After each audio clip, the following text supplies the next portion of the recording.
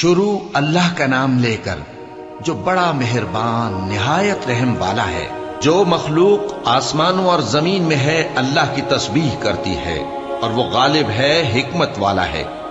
آسمانوں اور زمین کی بادشاہی اسی کی ہے، وہی زندگی دیتا ہے اور وہی موت دیتا ہے، اور وہ ہر چیز پر قادر ہے۔ وہی اول اور وہی آخر، اور اپنی قدرتوں سے سب پر ظاہر اور پھر بھی پوشیدہ ہے، اور وہ ہر چیز کا خوب جاننے والا ہے۔ وہی ہے جس نے آسمانوں اور زمین کو 6 دن میں پیدا کیا، پھر عرش پر جلوہ افروز ہوا۔ جو چیز زمین میں داخل ہوتی اور جو اس سے نکلتی ہے، اور جو آسمان سے اترتی اور جو اس میں چڑھتی ہے، سب اس کو معلوم ہے۔ اور تم جہاں کہیں بھی ہو وہ تمہارے ساتھ ہوتا ہے، اور جو کچھ تم کرتے ہو اللہ اس کو دیکھ رہا ہے۔ آسمانوں اور زمین کی بادشاہی اسی کی ہے، اور سب معاملات اسی کی طرف رجوع ہوتے ہیں۔ وہی رات کو دن میں داخل کرتا اور دن کو رات میں داخل کرتا ہے، اور وہ دلوں کے بھیدوں تک سے واقف ہے۔ لوگوں، اللہ پر اور اس کے رسول صلی اللہ علیہ وآلہ وسلم پر ایمان لاؤ، اور جس مال میں اس نے تم کو اپنا نائب بنایا ہے اس میں سے خرچ کرو۔ اب جو لوگ تم میں سے ایمان لائے اور مال خرچ کرتے رہے ان کے لیے بڑا ثواب ہے۔ اور تم کیسے لوگ ہو کہ اللہ پر ایمان نہیں لاتے، حالانکہ اس کے پیغمبر صلی اللہ علیہ وآلہ وسلم تمہیں بلا رہے ہیں کہ اپنے پروردگار پر ایمان لاؤ، اور اگر تم کو یقین ہو تو وہ تم سے اس کا عہد بھی لے چکا ہے۔ وہی تو ہے جو اپنے بندے پر واضح آیتیں نازل فرماتا ہے تاکہ تم کو اندھیروں سے نکال کر روشنی میں لائے۔ بے شک اللہ تم پر نہایت شفقت کرنے والا ہے، مہربان ہے۔ اور تم کو کیا ہوا ہے کہ اللہ کے رستے میں خرچ نہیں کرتے، حالانکہ آسمانوں اور زمین کی وراثت اللہ ہی کی ہے۔ جس شخص نے تم میں سے فتح مکہ سے پہلے خرچ کیا اور جنگ کی، وہ اور جس نے یہ کام بعد میں کیے وہ برابر نہیں۔ ان کا درجہ ان لوگوں سے کہیں بڑھ کر ہے جنہوں نے بعد میں مال خرچ کیے اور کفار سے جنگ کی، اور اللہ نے سب سے ہی ثواب نیک کا وعدہ کیا ہے، اور جو کام تم کرتے ہو اللہ ان سے واقف ہے۔ کون ہے جو اللہ کو نیک نیتی سے قرض دے تو وہ اس کو کئی گنا ادا کرے گا، اور اس کے لیے عزت کا صلہ یعنی جنت ہے۔ جس دن تم مومن مردوں اور مومن عورتوں کو دیکھو گے کہ ان کے ایمان کا نور ان کے آگے آگے اور داہنی طرف چل رہا ہے، تو ان سے کہا جائے گا کہ تم کو بشارت ہو کہ آج تمہارے لیے باغ ہیں جن کے نیچے نہریں بہ رہی ہیں، ان میں تم ہمیشہ رہو گے، یہی بڑی کامیابی ہے۔ اس دن منافق مرد اور منافق عورتیں مومنوں سے کہیں گے کہ ہمارے لیے انتظار کرو کہ ہم بھی تمہارے نور سے روشنی حاصل کریں۔ ان سے کہا جائے گا کہ پیچھے کو لوٹ جاؤ، پس وہاں نور تلاش کرو۔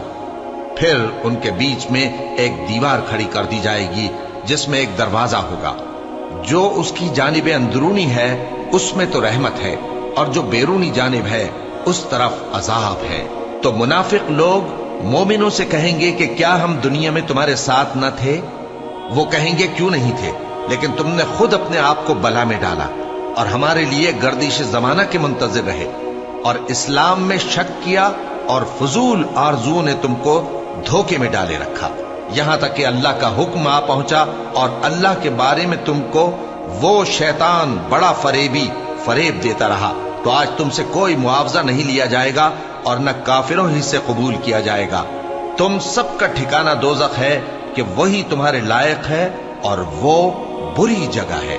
کیا ابھی تک مومنوں کے لیے اس کا وقت نہیں آیا کہ اللہ کی یاد کرنے کے وقت اور قرآن جو حق کی طرف سے نازل ہوا ہے اس کے سننے کے وقت ان کے دل نرم ہو جائیں، اور وہ ان لوگوں کی طرح نہ ہو جائیں جن کو ان سے پہلے کتابیں دی گئی تھی، پھر ان پر طویل عرصہ گزر گیا تو ان کے دل سخت ہو گئے، اور ان میں سے اکثر نافرمان ہیں۔ جان رکھو کہ اللہ ہی زمین کو اس کے مرنے کے بعد زندہ کرتا ہے۔ ہم نے اپنی نشانیاں تم سے کھول کھول کر بیان کر دی ہیں تاکہ تم سمجھو۔ جو لوگ خیرات کرنے والے ہیں، مرد بھی اور عورتیں بھی، اور اللہ کو نیک نیتی سے قرض دیتے ہیں، ان کو کئی گنا ادا کیا جائے گا، اور ان کے لیے عزت کا صلہ ہے۔ اور جو لوگ اللہ اور اس کے پیغمبروں پر ایمان لائے، یہی اپنے پروردگار کے نزدیک صدیق اور شہید ہیں۔ ان کے لیے ان کے اعمال کا صلہ ہوگا، اور ان کے ایمان کی روشنی بھی ہوگی۔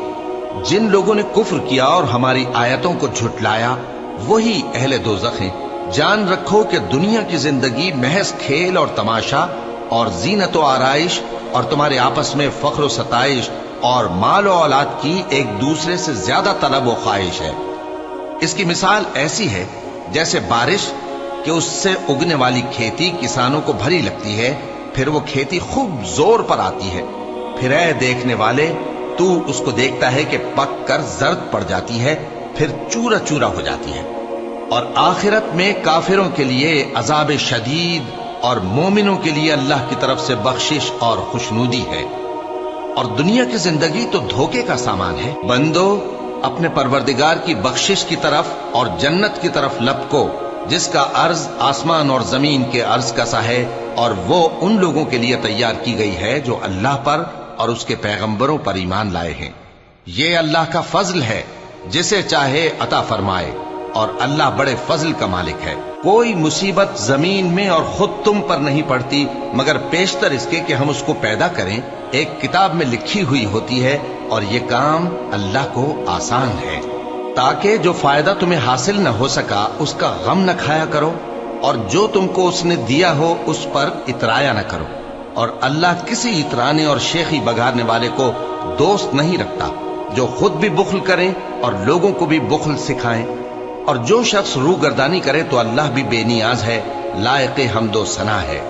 हमने अपने पैगंबरों को खुली निशानियां देकर भेजा और उन पर किताबें नाजिल की और मीजान आदल, ताकि लोग इंसाफ पर कायम रहें। और लोहा पैदा किया कि उसमें असलहा जंग के लिहाज से जोर भी बहुत है और लोगों के लिए फायदे भी हैं। और इसलिए कि जो लोग बिन देखे अल्लाह और उसके पैगंबरों की मदद करते हैं, अल्लाह उनको मालूम करे। बेशक अल्लाह जोर आवर है, गालिब है। और हमने नूह और इब्राहिम को पैगंबर बनाकर भेजा और उनकी औलाद में पैगंबरी और किताब के सिलसिले को वक्तन फवक्तन जारी रखा। सो बाज तो उनमें से हिदायत पर हैं और अक्सर उनमें से नाफरमान हैं। फिर उनके पीछे उन्हीं के कदमों पर और पैगंबर भेजे, और उनके पीछे मरियम के बेटे ईसा को भेजा और उनको इंजील इनायत की। और जिन लोगों ने उनकी पैरवी की उनके दिलों में शफकत और मेहरबानी डाल दी। और तर्क दुनिया वाली नई बात तो खुद उन्होंने निकाल ली, हमने उनको इसका हुक्म नहीं दिया था, मगर उन्होंने अपने ख्याल में अल्लाह की खुशनूदी हासिल करने के लिए आप ही ऐसा कर लिया था। फिर जैसा उसको निभाना चाहिए था निभा भी न सके। बस जो लोग उनमें से ईमान लाए उनको हमने उनका अज्र दिया, और उनमें बहुत से नाफरमान हैं। मोमिनो, अल्लाह से डरो और उसके पैगंबर पर ईमान लाओ, वो तुम्हें अपनी रहमत से दुगना अज्र अता फरमाएगा और तुम्हारे लिए रोशनी कर देगा जिसमें तुम चलोगे, और तुमको बख्श देगा। और अल्लाह बख्शने वाला है, मेहरबान है। ये बातें इसलिए बयान की गई हैं कि अहले किताब जान लें कि वो अल्लाह के फजल पर कुछ भी कुदरत नहीं रखते, और ये कि फजल अल्लाह ही के हाथ में है, वो जिसको चाहता है देता है, और अल्लाह बड़े फजल का मालिक है।